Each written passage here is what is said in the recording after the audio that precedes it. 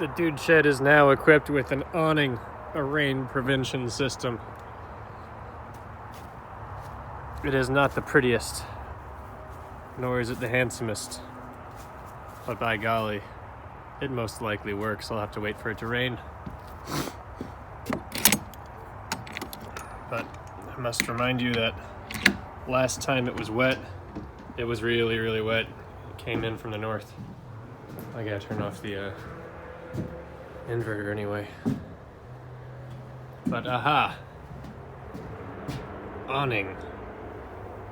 And you cannot see light coming through or anything like that because of flashing and stuff, and I didn't know what I was doing, but it got put up anyway.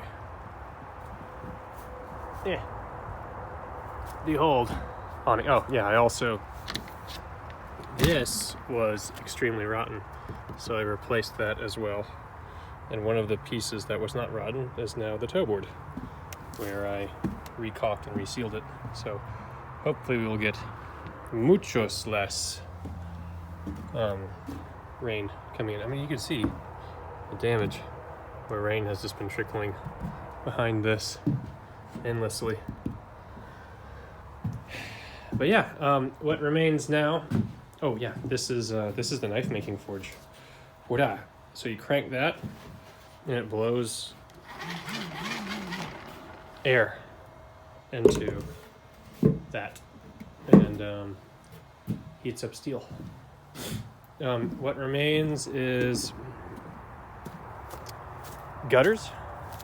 I got a gutter that goes this length that will go up there, and it will catch rainwater and stick it in these rainwater storing thingamabobbies. I also want to water seal the floor, which I have the water seal right there, and the implements with which to do it.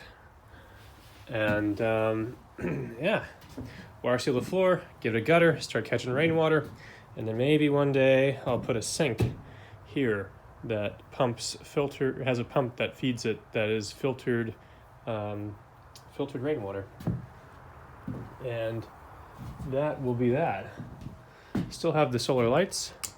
The battery is doing great. It's been charging my batteries all day. So I gotta turn off the inverter up here. I'm actually gonna be installing a larger inverter than that one. That one's only 250 watts. I'm gonna install a 1500 watt inverter. And close enough. Actually perfect. This one goes here for the vacuum. Yeah, I like it. I also need to finish insulating this wall. So I need a job where I tear down a bunch of insulation and I'll put it up here. And then the ceiling. Everything needs to get insulated. But insulated, rainproof. This was a freaking catastrophe we avoided. This stuff here. And imagine having this rot out because the framing is naturally over the floor. So you wouldn't be able to do too much about the floor rotting out from underneath you. So I'm going to do what I can to protect the floor when I have the opportunity to.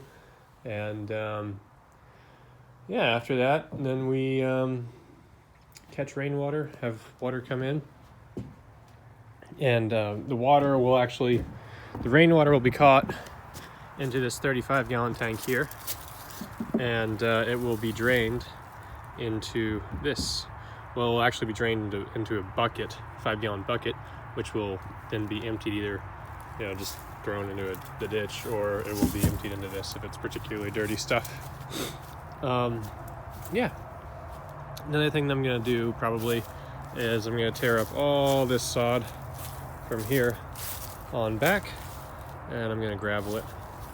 And then over here, I have my hammock hooks, which are made out of very stretchy paracord, which can hold a lot of weight, but the problem is it stretches, so it's not really good as a hammock hook.